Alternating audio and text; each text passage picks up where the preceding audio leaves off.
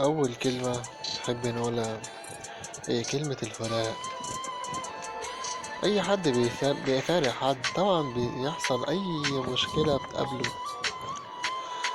أنا حبيت، ما أقدرش أقول لأ.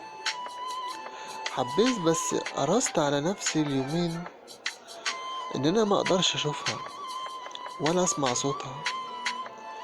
بس حتى حسيت نفسي إن أنا بموت وبنهار ومش قادر، مستحملش. ده لأي حد حب، اللي حب بجد، الشخص اللي حب بجد، اللي حب إنسانة بجد.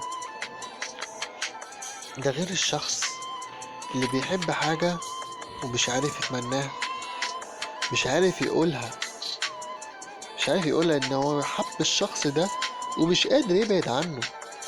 بس الشخص اللي قدامه بيحسس بشكل تاني ومستوى تاني، اللي يقولك إن ده فلان، ده علان، ده أنا محبوش، ده مش كويس، ده مش عارف ايه. ما اقدرش اقول غير حسبي الله ونعم الوكيل.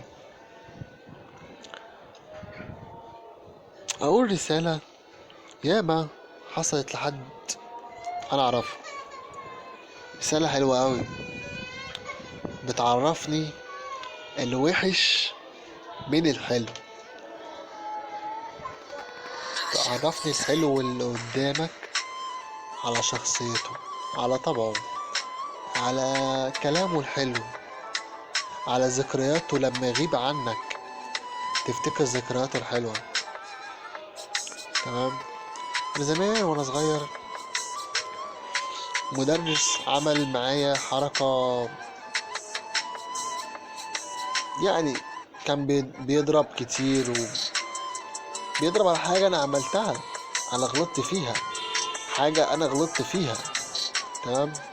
وده مدرس أنا ما أقدرش أقول معاك، ما أقدرش أقول عليك حاجة، إن هو مدرس كان عايز يعلمني، ما أقدرش أقول عليه حاجة. عارف لغاية دلوقتي أنا فاكره وحابه ونفسي أشوفه المرة تانية، نفسي أشوفه. هو الحب عامل زي حاجة زي كده بالظبط. والحاجة اللي زي كده لما بتعرف تحب حد ما بتقدرش تنساه، حتى لو الشخص ده أذاك في حاجات كتير جدا وعايز تبعد عنه. صعب انك تبعد عن الشخص ده، بجد صعب، بجد عمرك ما هتعرف تنساه. لو عمل فيك ايه، ولو عمل فيك المستحيل، مش هتعرف تنسى الشخص ده.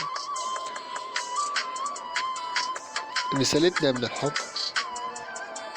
ان الشخص اللي انت حبيته باعك او باعتك بمعنى اصح، واللي تحبك بجد مش تحبك عشان فلوسك وعشان مظهرك وعشان مالك وعشان اي حاجة، تحبك من قلبها، من قلبها. دي اللي تحطها تاج فوق راسك وتحبها عن دون الناس كلها، واوعى تفرط فيها، اوعى انك تزعلها. ان لو زعلت الشخصية اللي زي كده، الشخصية دي اعز مليك، لو زعلتها هيبقى كأنك زعلت نفسك بالظبط.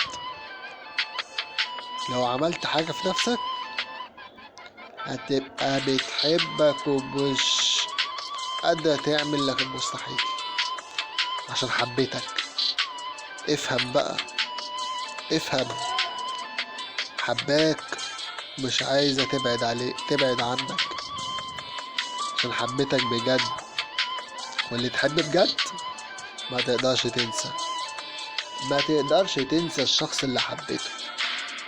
بمعنى أصح ان لو هتموت حب الشخص اللي انت بتحبه واوعى تبعد عنه لحظة واحدة.